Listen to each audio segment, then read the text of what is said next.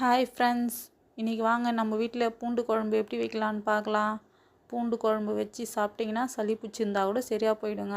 வாங்க பூண்டு குழம்பு அது எப்படி வைக்கலான்னு பார்க்கலாம். மண் கடாய் எடுத்துருக்கேன். அதில் எண்ணெய் ஊற்றி வெந்தயம் கடுகு போட்டாச்சு, வெங்காயம் போட்டாச்சு,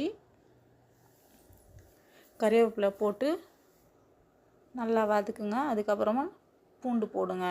ஒரு 4 பல்லு நசுக்கி போடுங்க, மீதி அப்படியே போட்டுருங்க. போட்டு நல்லா வதக்குங்க. வதங்கி வந்த பிறகு தக்காளி போடுங்க.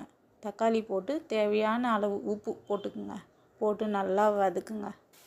வதங்கினதுக்கப்புறமா நல்லா வதங்கி வரும்.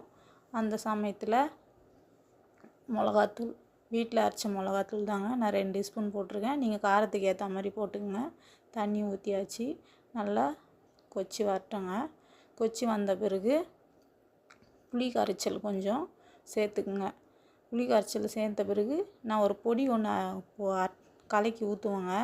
அது வந்து மிளகு, சீரகம், வெந்தயம், பருப்பு, உளுத்தம் பருப்பு, கடலை பருப்பு எல்லாம் வறுத்து நான் பொடி பண்ணி வச்சுருக்கேங்க. அது கொஞ்சம் ஊற்றிக்குங்க. டேஸ்ட்டு நல்லாயிருக்கும். நான் வச்சுக்கிற பூண்டு குழம்பு உங்களுக்கு பிடிச்சிருந்தா எங்கள் வீடியோ பாருங்கள், ஷேர் பண்ணுங்கள், கமெண்ட் பண்ணுங்கள், சப்ஸ்கிரைப் பண்ணுங்கள்.